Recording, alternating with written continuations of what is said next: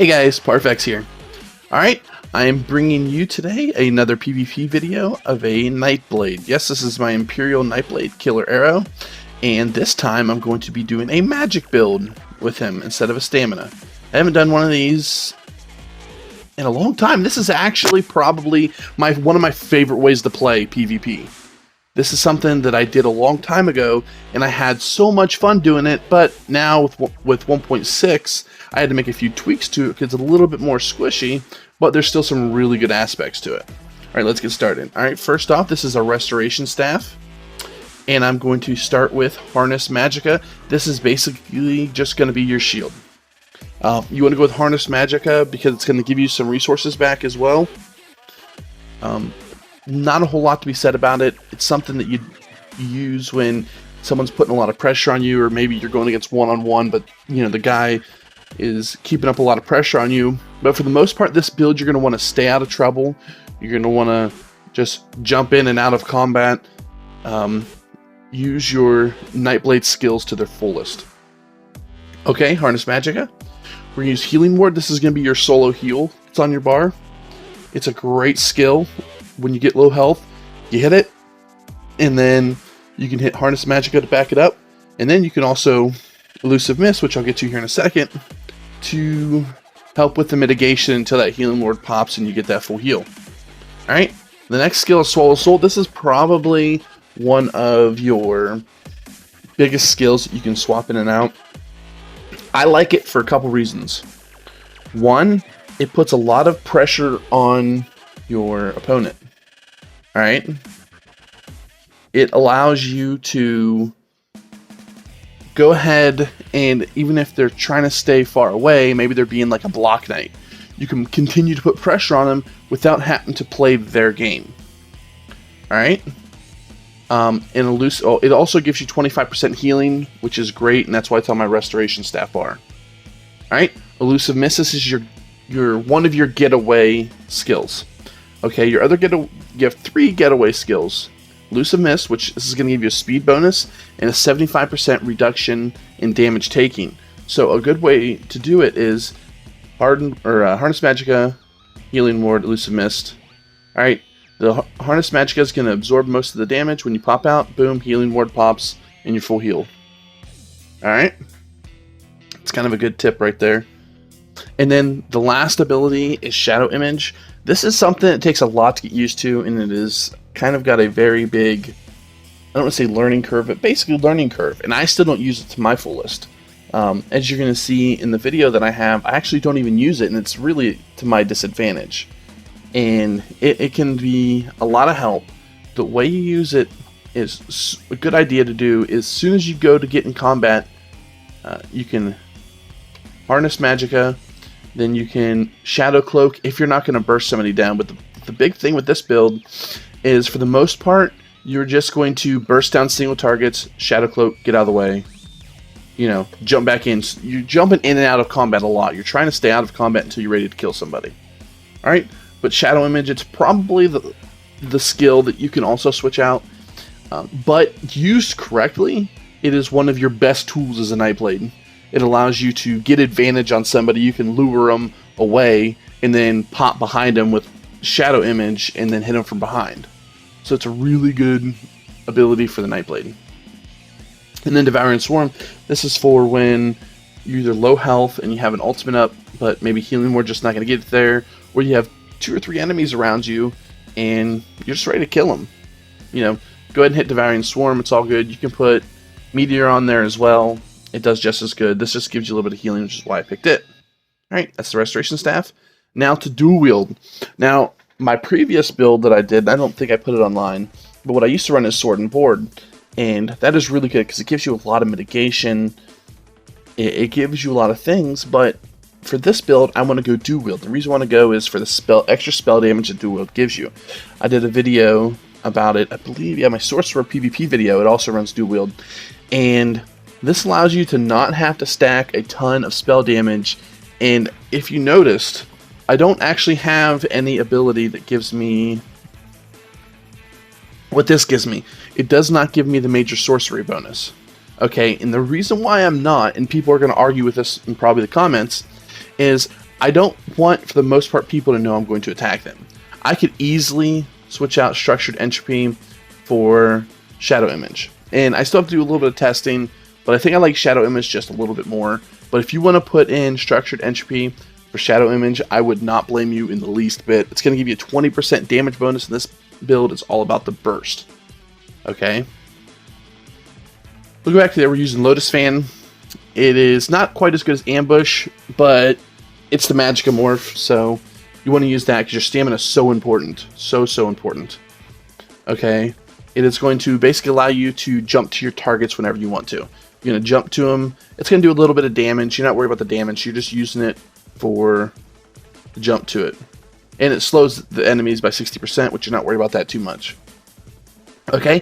And the skill that you're going to be hitting them with the most is Concealed Weapon. It basically, you're going to jump to them, and then you're going to use Concealed Weapon to take their health down. Okay?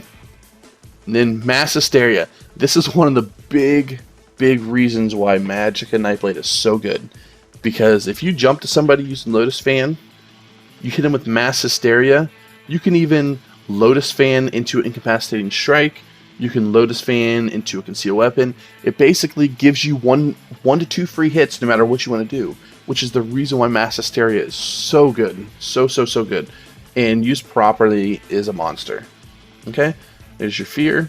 And in Crippling Grasp, this is to keep pressure on enemies that maybe you just quite didn't get the kill in. So you want to go ahead and hit them with Crippling Grasp. It's just going to do a ton of damage over a decent amount of time, 8 seconds.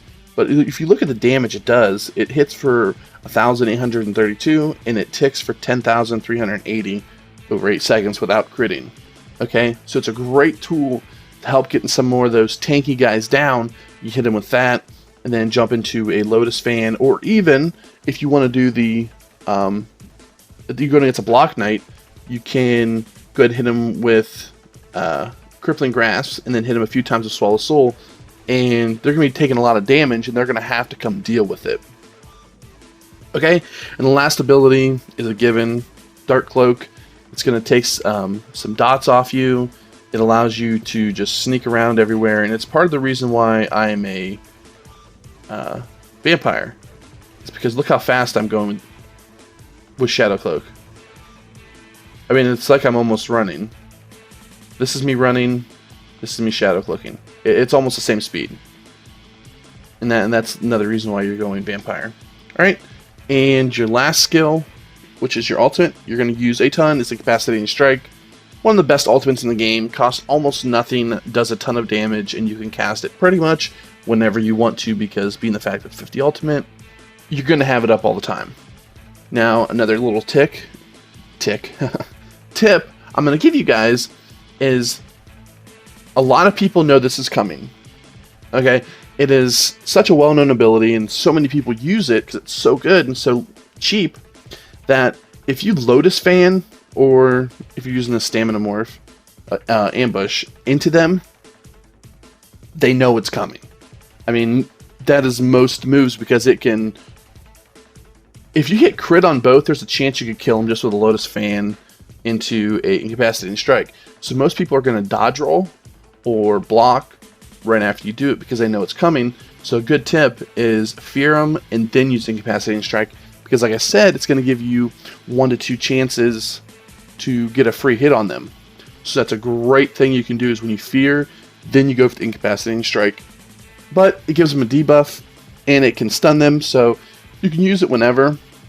But right after a Mass Hysteria is always the best. Okay, we're going to go to the gear. This is a very similar setup as I had to my Sorcerer. There is one change that I made, and you guys can decide whether or not you would like to do the same or not. It's up to you.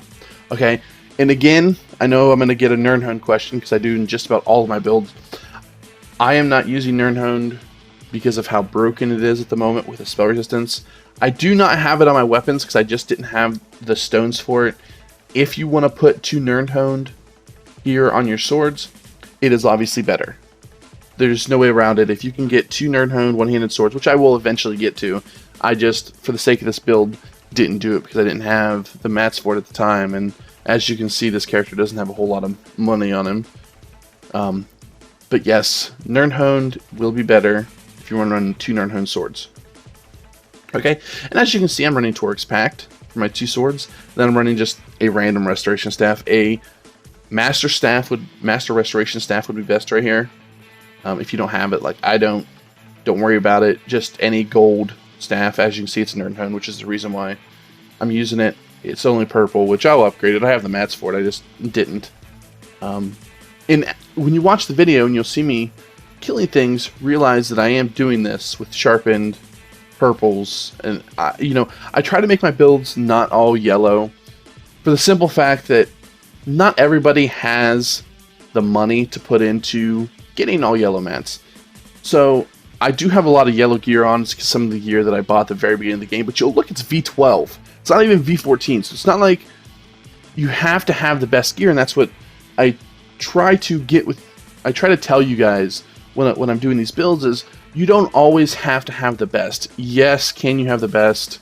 Yes, I mean, I'm running Archmage, which you can see right here, V12. It's because I had it pre 1.6 when there wasn't any V14, but it's like 200,000 for each piece of Archmage. I'm not spending 200,000, nor do I have it right now, to go out and buy these individual pieces that give me, I think it's 11 spell damage is what I'll get.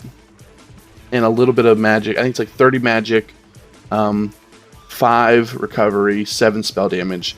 I'm not going to go out right now and spend it on getting Archmage.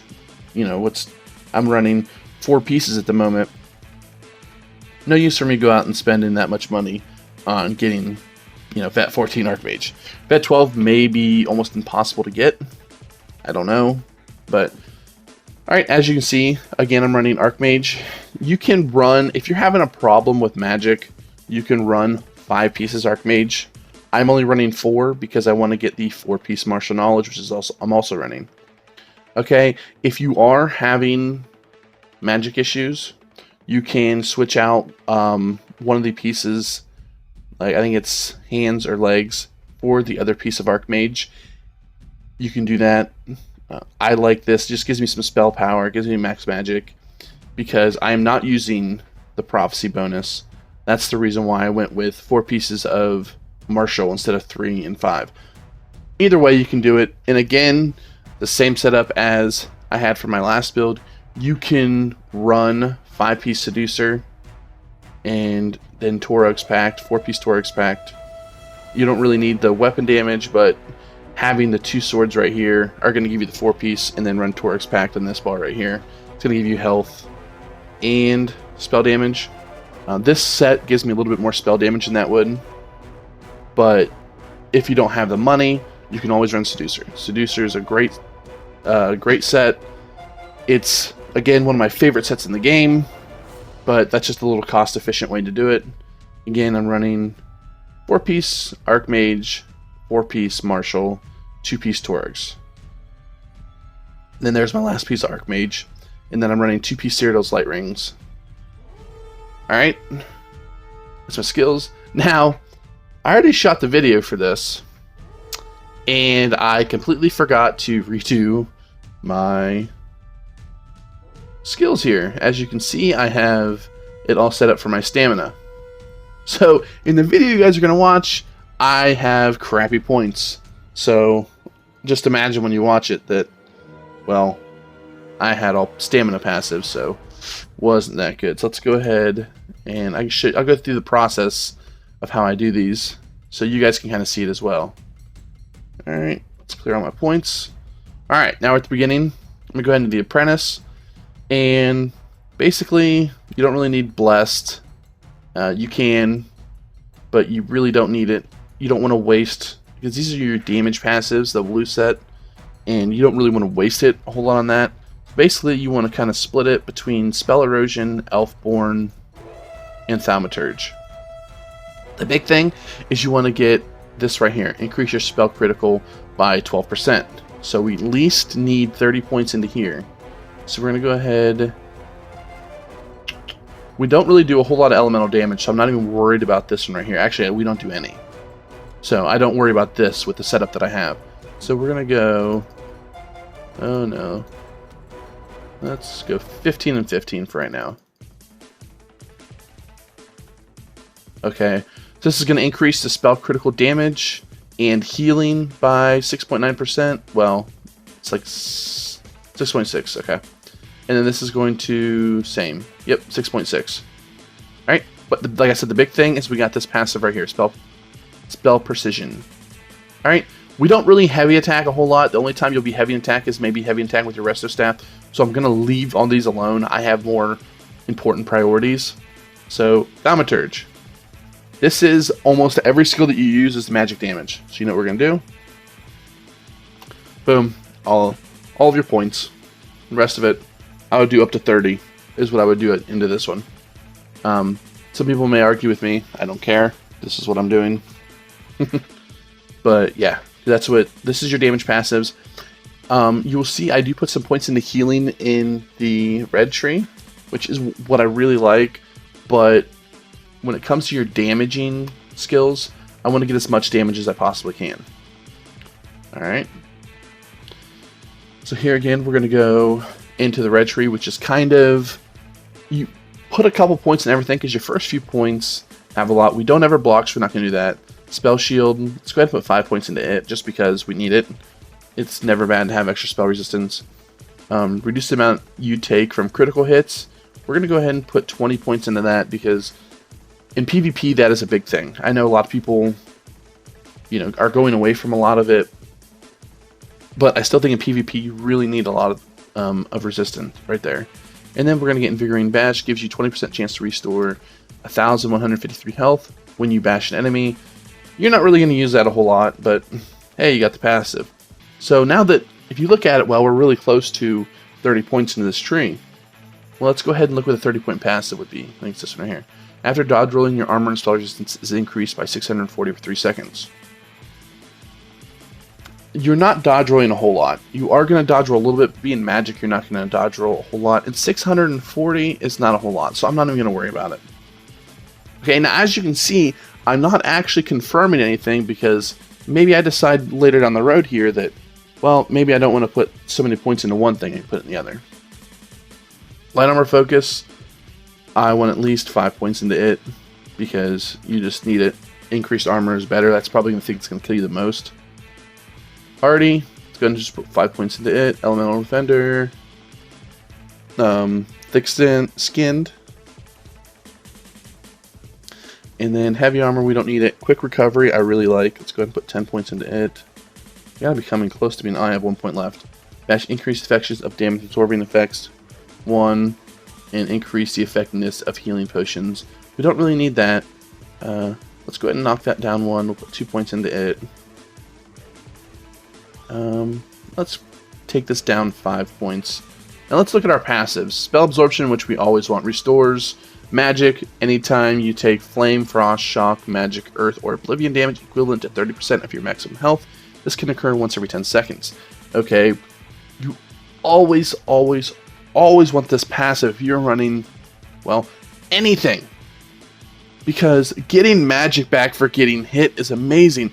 That is how you're going to survive a lot of times. If they hit you with something big, they hit you with a lava whip and it takes your health down, 50%.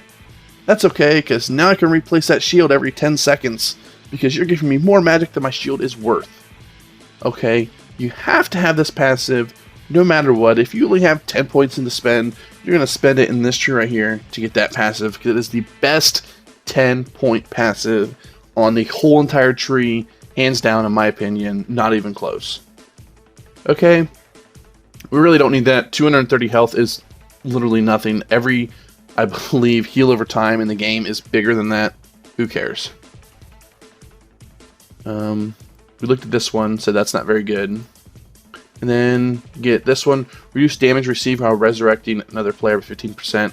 No one cares. It is decent PvP. So that way you may be able to get that spell off, but it's whatever. And then increase another player's max magic recovery by 643 for 8 seconds after you resurrect. Not a big deal. So as you can see, you really don't need the passives at the moment. So that's why I spread them out, because the first few points are always the biggest. Okay? Now let's go into the green tree, and this is all going to be about getting your regen. So we want, I think it's Magician right here. This is one of the big ones. Reduce the magic cost of spells by 1%. Let's go ahead and put, start off at 20. Let's see what the passives are. Grants a 33% chance to reduce an enemy's movement speed by 20 seconds for 3 seconds anytime you hit them with a mash attack. Never gonna use it, don't care. Increase inspiration gain by 20%. If you're leveling some skills, well, I shouldn't say skills, crafts, maybe you want this, really don't care. Okay, and here's another one. You're going to put it into Arcanist. Increase your magic recovery. You want Plentiful Harvest, which is great. I don't farm on this class, but anytime you're farming, you're getting this passive no matter what. Okay, and then Synergizer grants 2 ultimate anytime you activate a synergy. Great, great ability if you're running groups. If you're not running groups, it really doesn't matter. Okay, so we're going to go ahead and just put 20 points into there to start. Healthy, we really don't care about health recovery, especially being a vampire, you're going to have none anyway. Increase the amount of magic and stamina your heavy attacks restore. Not heavy attack and don't care. Okay. Increase the effectiveness of healing reduction abilities. Not bad, not bad. Reduce the stamina cost of dodge, run, break free. We definitely want some points in here. Let's go 10 points into it. Okay, because we're definitely in it. We have 6 points left, as you can see down there. And Shades reduce the stamina cost of moving while in stealth. Woohoo! Yeah, great ability too. Reduce the duration of snares, fears, disorient effects of you by 1%. I'm not really worried about this passive. It can be good, but there's just other priorities. So we need to pick whether we want Shade or Defile. Increase the effectiveness of healing reduction abilities. I'm not too worried about that because for the most part you can get them off with Dark Cloak, or it's not a big deal. So let's go ahead and put the last in here.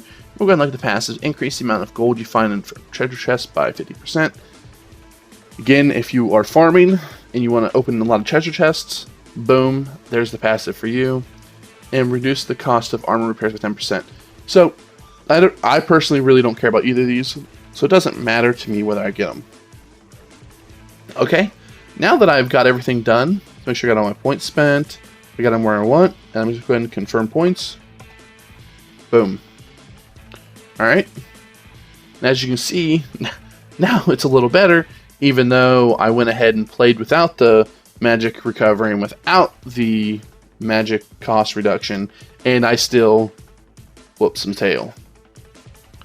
Alright, let's go, and I'm using the Mage Stone, and in this one I'm using food, just because I need to get my health. I like my health to be kind of high, especially when you're a vampire.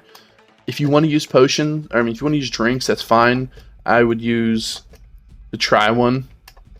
Being the fact that I am an Imperial, it really helps because I get the conditioning passive increase stamina by 10%, which is a very critical thing you're going to need because break freeze and that kind of thing and sneaking.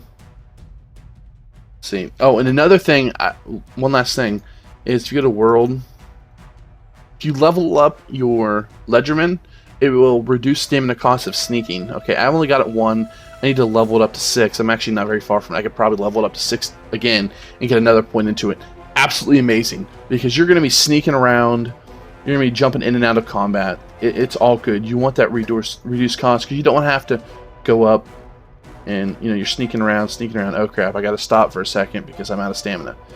Another tip is if you're trying to get to somebody and you want to sneak up to them, if you're sneaking, let's see if I can get my stamina is not really going to go down because I'm out of combat. But if you're sneaking and then like, oh no, my stamina is halfway done, but I don't want to run out of it, stand up and Shadow Cloak, and it will restore your stamina while you're running. So that way you can kind of do 50-50, and then I hit, boom. Okay. There you go, guys. I know this is a little longer video than normal. When I saw I didn't put my champion points in there and I realized it, and after I had already made the video for the gameplay, I wanted to go ahead and thought it'd be a good time to show you my thoughts on the champion system and how you put your points into the champion system, and what my thoughts are, and what passives are good early game, what passives aren't. Alright guys, thanks for watching. If you like me, go ahead and hit the like button. If you haven't subscribed, I don't know why you haven't, but go ahead and do that. Hit that button right now. Alright, thanks for watching. See you in Tamriel, and enjoy this gameplay.